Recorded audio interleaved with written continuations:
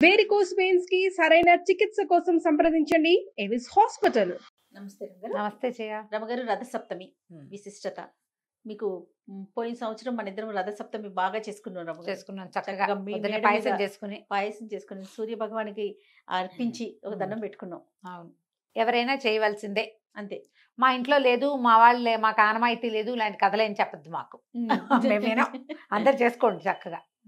రథసప్తమి ఏంటంటే పండగ అనకూడదు జయ, అది పర్వదినం. రథసప్తమి ఎలా జరుపుకుంటారు? Basic 2 rules. థర్డ్ది మీ ఇష్టం. ఓకే. పొద్దున్నే స్నానం చేయండి, సూర్యుడికి దండం పెట్టండి. First rule. తర్వాతది పాయసం చేయండి. ఓకే. సూర్యుడికి పాయసము నివేదన చేయండి. దీంతో పాటు ఇంకా చాలా రూల్స్ ఉన్నాయి, అవన్నీ పాటించుకుంటే మీ ఇష్టం, పాటించుకోకపోతే మీకే నష్టం. మేము చెప్పేది ఏం లేదు. ఓకే. అంతే పాయింట్. ఈ రథసప్తమి నాడు సూర్య జననం జరిగిందంటారు. రథసప్తమి నాటికే ఉత్తరాయణం దిశగా ఉత్తరపు నడక మొదలుపెట్టిన సూర్యుడు పూర్తిగా ఆ కరెక్ట్ ఆ రేఖలోకి కూర్చుంటాడని చెప్తారు. అక్కడ ఖచ్చితంగా స్థిరపడతాడు అని. ఈ రోజు నుంచి రేపు సూర్యుడు అంటే పంటలకి అవసరమైన కావాల్సినంత వేడిమిని ఇవ్వడం మొదలు పెడతాడు. చాలా విషయాలు చెప్పబడతాయి సూర్యుడిని గురించి. మామూలుగా మనం సూర్యుడిని చెప్పుకుంటాం ప్రత్యక్ష నారాయణ స్వరూపం. పరమేశ్వరుడు ఈ మన మహావిష్ణువే మనకి స్థితికారకుడు. ప్రపంచపు నాటకానికి అంతటికీ కారణం మహావిష్ణువు. ఆయన నాటకం నడిపించేందుకు పెట్టుకున్న డైరెక్టరు సూర్యుడు. సూర్యుడి వల్లే మానవుల రోజు, అంతే కదా. అంతే. సూర్యుడి వల్లే మానవుల ఆహారం. మనకు కావాల్సింది ఏమిటి? ఒక మనిషి, ఒక ప్రాణి జీవించడానికి ప్రధానమైంది ఆహారమే కదా. ఆ ఆహారాన్ని పండించేందుకు ప్రధానమైన హేతువు ప్రత్యక్ష నారాయణుడు అయిన సూర్యుడు. నారాయణుడిలోనే మనం సూర్యుడిలోనే భగవంతుణ్ణి దర్శించవచ్చు. ఆ సూర్య మండలంలో ఉంటాడట విష్ణుమూర్తి. విష్ణుమూర్తి ఉండి ఆ సూర్యమండలంలో ఉండే ప్రపంచాన్ని సంరక్షిస్తూ ఉంటాడు. మనం ఆ బింబాన్ని చూసామంటే నారాయణమూర్తిని చూసినట్టే. అంతే. నీకు తేరు చూడలేము, బాగా ఇట్లా అదే పనిగా లైట్ వర్క్గా చూసినట్టు చూడలేం కదా. ఉదయకాలంలో చూడగలుగుతాం, అప్పుడు ఆయన ప్రశాంతంగా ఉంటాడు. సాయంకాలం కూడా చూస్తాం. సాయంకాలం దిగెళ్ళిపోయే వాడికంటే పొద్దున్నే లేచి ఫ్రెష్గా ఉన్నవాడు మంచివాడు, బెటర్ రిజల్ట్స్ ఇస్తాడు. సాయంకాలపు సంధ్య మంచిదే. సాయం సంధ్య వెళ్ళగానే రాక్షసుల కాలం వచ్చేస్తుంది. ఓకే. అందుకని సాయం సంధ్యని ప్రత్యేకంగా మంత్రంతో ఉపాసన చెప్పారు, కానీ సాయం సంధ్యకి నమస్కారం చేయమని సాధారణ వాళ్ళకి చెప్పల. సాయం సంధ్యోపాసన ఉంది. ఏది? సంధ్యావందనం చేసేవాడు వాళ్ళు మంత్రాన్ని తమకి కవచంగా పెట్టుకుంటారు. మనలాంటి వాళ్ళు మామూలు వాళ్ళు ఏం చేయాలి? అందుకని మనము ఉదయకాలం నమస్కారం చెప్పారు. ఈ ఉదయకాలం సంవత్సరం అంతా నువ్వు ఎలాగైనా నమస్కారం చేసుకో. ఈ మాఘం ప్రత్యేకమైన దినాల్లో మాత్రము స్నానించి నమస్కరించు.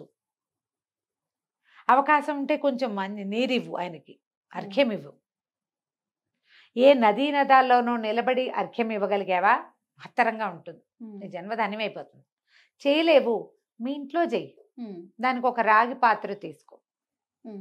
ఇది ఖచ్చితంగా చేయమని చెప్తారు. ఈ సప్తమి నాడు, రథసప్తమి నాడు సూర్యుడికి అత్యంత ప్రీతిపాత్రమైనటువంటి ఆవు పాలతోటి నివేదన చేయమన్నారు. నేను అనుకుంటా మనకంతా బియ్యం కాబట్టి మనం బియ్య పాయసం చేస్తాం. ఏ నార్త్ ఇండియాలోనో అయితే గోధుమ రవ్వ పాయసం చేస్తారో ఏమిటో వాళ్ళు అనుకుంటా.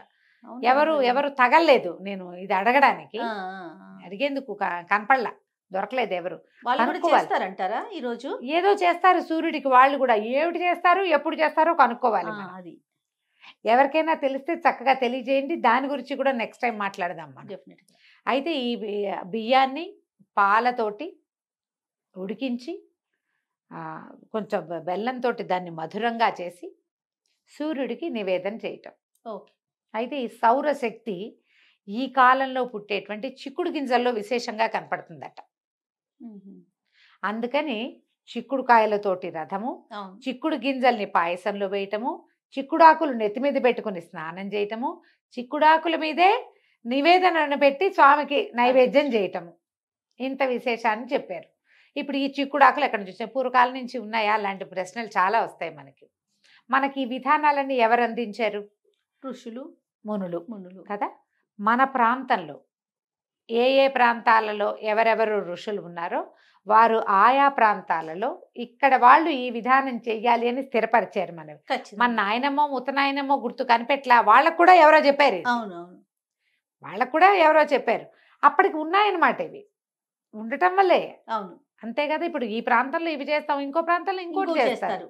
వాళ్ళు అవి చేయడానికి కారణం ఏంటంటే ఆ ప్రాంతంలో ఎందులో శక్తి ఉందో ఉమ్. ఈ సమయంలో ఏం తినాలో మనకు ముందున్నటువంటి ఋషులు మునులు ద్రష్టలు విజనరీ పీపుల్ వాళ్ళు స్థిరపరిచి పెట్టారు. ముందు మన సందులో ఎక్కడైనా చిక్కుడు చెట్టు ఉందో లేదో చూడండి, వాళ్ళతో ఫ్రెండ్షిప్ చేయండి ఫస్ట్. ఓకే. 4 చిక్కుడు ఆకులు తెచ్చుకోండి. బజార్లో చిక్కుడుకాయలు ఎలాగో దొరుకుతాయి. లేత చిక్కుడు గింజల్ని కూడా పాయసంలో వేస్తారు కొన్ని చోట్ల. మీ ఇళ్లలో ఉంటే వేసుకోండి. మాకు అలవాట్లేదండి, మానేయండి. కానీ చిక్కుడుకాయల రథం మాత్రం మీరు చేయాల్సిందే. చిక్కుడుకాయల రథము చేయాలి. పళ్ళెంలో చిక్కుడాకులే పరిచి వాటి మీద ఈ పాయసాన్ని వేడివేడి పాయసాన్ని వేసి నివేదన చేయటం. ఎవరికైనా ప్రసాదం పెట్టేటప్పుడు కూడా చిక్కుడాకులో పెట్టండి. ఈ వేడి పాయసం అందులో పెట్టగానే చిక్కుడు సారం పాయసంలోకి వచ్చేస్తుంది. అది ఇంపార్టెంట్. అవకాశాన్ని బట్టి చూడండి. డెఫినెట్గా మామూలు మన చుట్టుపక్కల ఎక్కడో ఒక చోట కనపడతాయి మనకి. ఇలా ట్రై చేయండి. ఈ చిక్కుడుకాయలు ఏంటంటే 7 కాయలతోటి చేస్తాం. 4 కాయల కింద, 2 కాయల కింద, మళ్ళీ 2 కాయల పైన, ఒక 3 కాయలని ఇట్లా కోణంగా పెడతాం. అవును. పెట్టి రథం, ఆ చిక్కుడుకాయల రథం మీదకి సూర్యుడిని ఆవాహన చేస్తాను. ఆయన ఇక్కడ వచ్చి కూర్చోని. అది దీనికి ఏం చేయాలి? షోడశోపచారాలు చెప్పుకుంటాం కదా మనం. ఆవాహనము, రథ నవరత్న ఖచ్చిత సింహాసనము, సింహాసనంగా మనం ఇది చూపిస్తాం. ఈ చిక్కుడుకాయల రథాన్ని స్వామిని దాంట్లోనే ఆవాహన చేసి ఉన్నట్లే భావించి ఎక్కడైనా సూర్యరశ్మి పడే చోటే మనం పాయసం వండటము, స్వామికి నివేదించటము 2 చాలా విశేషమైన ఫలితాన్ని ఇస్తాయి. మీకు అవకాశం ఉంటే. మన ఇంట్లోకి ఎండే రాదు, మనకి ఎక్కడ సూర్యుడే కనపట్టు, దండం పెట్టండి. టెర్రస్ మీదకి వెళ్ళి దండం పెట్టుకొచ్చుకోండి. ఇంట్లో పాయసం చేసుకోండి. మీ దేవతార్చన దగ్గరే నివేదన చేసుకోండి. చిక్కుడుకాయల రథం అక్కడైనా చేసి పెట్టుకోవచ్చు. ఓపెన్ కుకింగ్కి అవకాశం ఉన్న చోట చక్కగా చేసుకోండి. యూట్యూబ్లో బోల్డని వీడియోలు కనపడుతుంటాయి. మేము ఇక్కడ చేసాం అక్కడ చేసామని చూపిస్తారు. వాళ్ళు అవకాశం కుదుర్చుకున్నారు. మన ఇళ్లలో లేవు. దండం నమస్కారమే ప్రద్దానికి.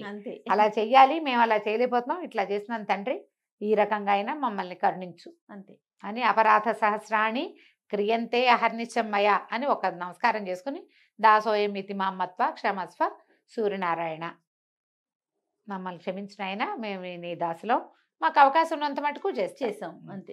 పొయ్యి మీదో కుంపటి మీదో చక్కటి చిన్న ఇత్తడి గిన్నె స్టీల్ గిన్నె పాలు పోసి దాన్ని పొయ్యి మీద పెట్టి ఆ పాలు పొంగుతూ ఉండగా నారాయణ నారాయణ అని విష్ణుమూర్తిని తలుచుకుని బియ్యం వేయటం. అందులోకి ఒక 3 గుప్పెళ్ళు, ఒక 3 సార్లు 3 చిటికెలు వేస్తే 3 మాటలు పాలు పొంగనిచ్చి, ఆ పాలు పొంగుతున్నప్పుడు పోతున్నాయి అనకూడదు, పొంగకుండా ఆపద్దు, పొంగనివ్వండి. పొంగుతూ ఉండగా వేసుకోండి. కింద పడితే మంచిదే, పడకపోయినా ఏం కాదు.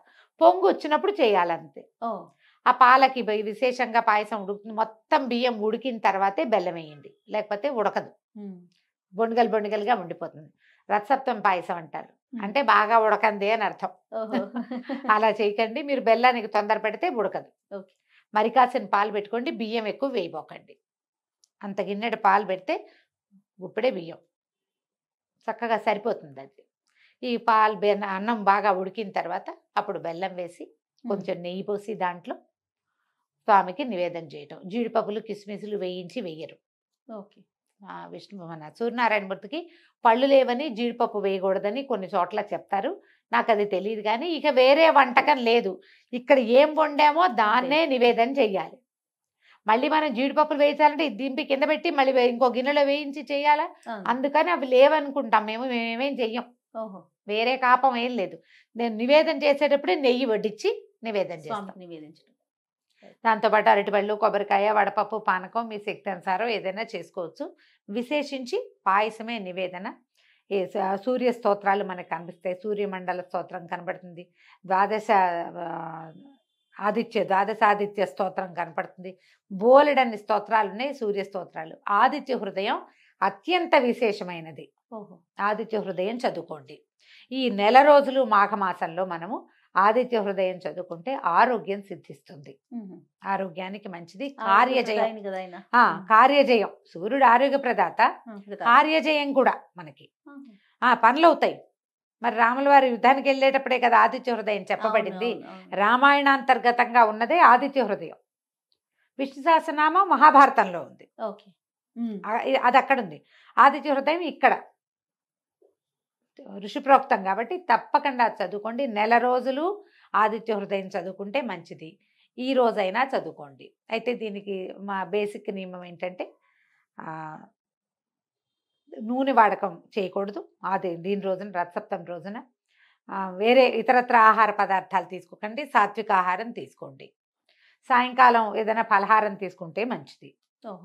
మీరు ఏదైనా సూర్యమండల స్తోత్రము అట్లా ఒక మండల స్తోత్రాన్ని దేన్నైనా పిల్లలకి నేర్పించండి, మీరు చదువుకోండి. ఈ ప్రసాదాన్ని వినిమయం చేయండి, మిగిలిపోకుండా.